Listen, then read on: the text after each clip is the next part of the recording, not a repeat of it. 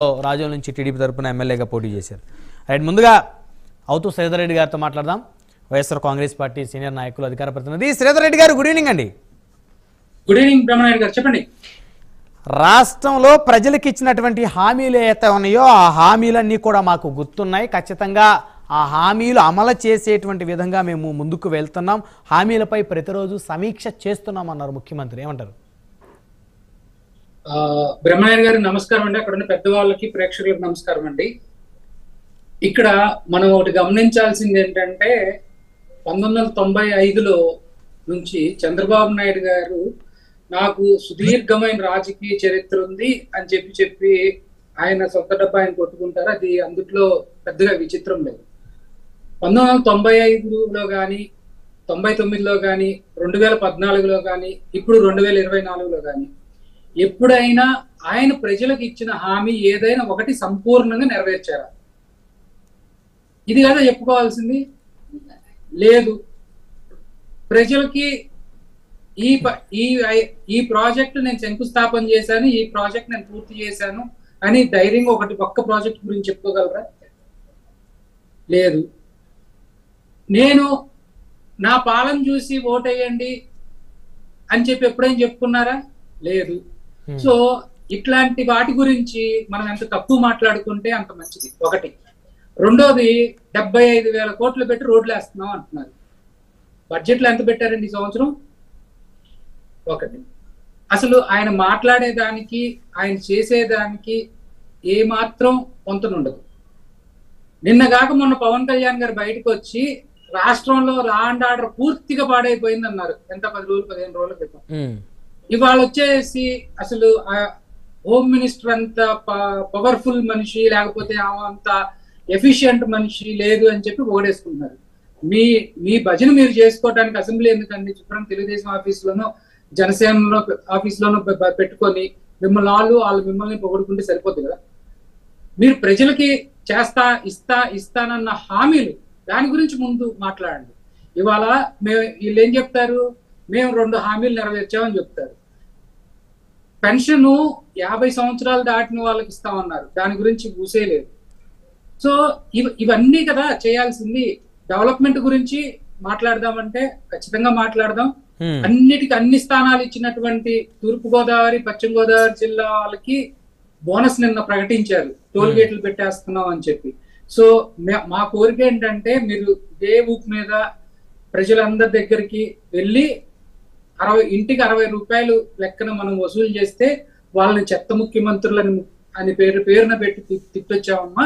ఇప్పుడు మనం బండికి 50 రూపాయలు, లేకపోతే కారుకి 50 రూపాయలు ఇట్లా వసూలు చేస్తున్నాం కాబట్టి మాకు ఏం పేరు పెట్టాలి మీరు అని చెప్పి ప్రతి ఒక్కరిని కూడా అడగాలి.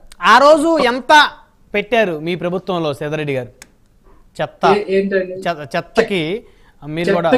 చెత్తకి పెట్టింది, అసలు రికమెండేషన్ చేసింది ఎవరు అనే దగ్గర మాట్లాడదాం. అసలు నేషనల్ వైడ్ ఒక కమిషన్ వేసి ఆ కమిషన్ చైర్మన్ గా ఉండి ఆ చైర్మన్ రికమెండేషన్స్ చేసింది ఎవరు? సో మీరు ఎంత వసూలు చేశారనేది తీసి పక్కన పెట్టండి. ఇప్పుడు ఆ రోజున వసూలు చేసిన వాళ్ళని చెత్త ముఖ్యమంత్రులు అన్నాము, చెత్త పాలన అన్నాము. ఈ రోజున మనం రోడ్డు మీద తిరగటానికి మన దగ్గర డబ్బులు వసూలు, అప్పుడెప్పుడో మనం చిన్నప్పుడు చదువుకుంటే జిజియా ట్యాక్స్ అని చెప్పి ఉండేది. తలకి జుట్టు కత్తిరించుకుంటే ట్యాక్స్ ఉండేది అన్నమాట. సో ఈ విధంగా చేసి ముందుకెళ్తున్నారు. ఖచ్చితంగా ప్రజలు గమనిస్తున్నారు. మన పవన్ కళ్యాణ్ గారు ఇంకో మాట అన్నారు, ప్రజలు మనం బయట తిడుతున్నారని. ఎందుకు తిట్టరండి ఇలాంటి పాలన చేస్తే? కాంటెక్స్ట్ వేరు, ఈ కాంటెక్స్ట్ వేరు. ఏ కాంటెక్స్ట్ అయినా ఒకటేనండి. ప్రజలు తిడతాం అనేది కామన్. మీరు ప్రజలు తిడతాం అనేది కామన్. ఇవాళే ఇప్పుడు జస్ట్ మీరు ఎన్నాళ్ళు తప్పించుకుంటారు. ఇవాళ ఏం చెప్తారంటే వాలంటీర్లకి లేరు సిస్టమ్ లో అన్నారు. లేరు సిస్టమ్ లో అన్న వాలంటీర్లకి ఏ విధంగా 200 రూపాయలు ప్రతి నెల ఇచ్చే న్యూస్ పేపర్ సర్క్యులేషన్ కోసం ఇచ్చేది ఏ విధంగా కట్ చేశారండి మొన్న అక్టోబర్ నెలలో? లేరు. వాలంటీర్లు లేనప్పుడు ఏ విధంగా ఇస్తారు మీరు జీవో? వాలంటీర్లు లేరు. ఫింగర్ ప్రింట్ కోసం వచ్చే స్కానర్లు కొనడానికి డబ్బులు రిలీజ్ చేశారు. ఏ విధంగా రిలీజ్ చేశారు? లేని వాలంటీర్లకి ఏ విధంగా పెడుతున్నారు? చేయలేదా? ఒకటి.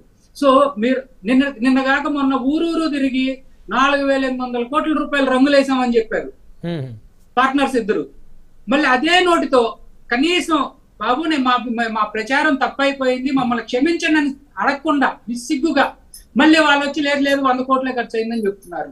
అసలు వీళ్ళు చేసేదానికి పాలించేదానికి ఏమైనా ఒక శాంటిటీ ఉందా? మేము క్లియర్ గా అడుగుతా ఉన్నాం. ఇవాళ ఏం చెప్తా ఉన్నారు, ఒక ప్రాంతం నుంచి ఇంకో ప్రాంతానికి మధ్యలో భేదాభిప్రాయాలు రాకుండా అన్ని ప్రాంతాలు సమభివృద్ధి చేయాలని చెప్పారు.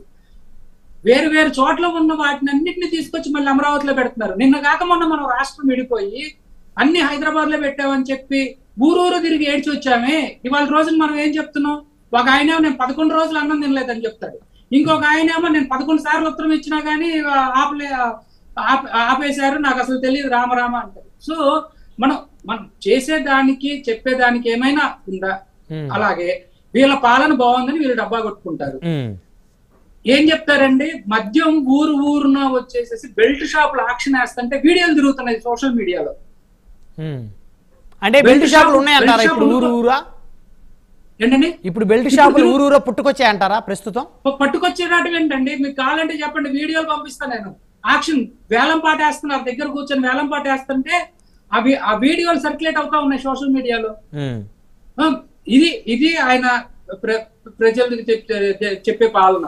సో ఏదైనా ఇల్లు లేని పేదలందరికీ ఈ ప్రభుత్వం ఖచ్చితంగా ఇల్లు కట్టిస్తామంటున్నారు ముఖ్యమంత్రి గారు. పాడి రైతులకి 90%. బహుశా 1999 మేనిఫెస్టో మీరు చూడలేదనుకుంటా, 2014 మేనిఫెస్టో చూడలేదనుకుంటా, 2024 మేనిఫెస్టో గురించి మాట్లాడుతున్నారు. 1924 మధ్యలో ప్రతి ఊర్లో చెప్పారు సెంటున్నర ఏం స్థలం, సెంట్ ఏం స్థలం, నేను రాగానే 3 సెంట్లు ఇస్తా, 30 సెంట్లు ఇస్తా అని చెప్పి చిటికలేసి చెప్పారు. 6 నెలలు అయింది. పాలసీని కనీసం అమెండ్ చేశారా? బడ్జెట్ లో కేటాయింపులు చేశారా? మళ్ళీ వీళ్ళ గురించి, వీళ్ళ పాలన గురించి మనం మాట్లాడుకోవాలి. రైట్, మళ్ళీ వస్తాం సార్ మీ దగ్గరికి 1 by 1 మాట్లాడదాం. మనతోటి గాదె వెంకటేశ్వర గారు ఉన్నారు, జనసేన పార్టీ గుంటూరు జిల్లా అధ్యక్షులు.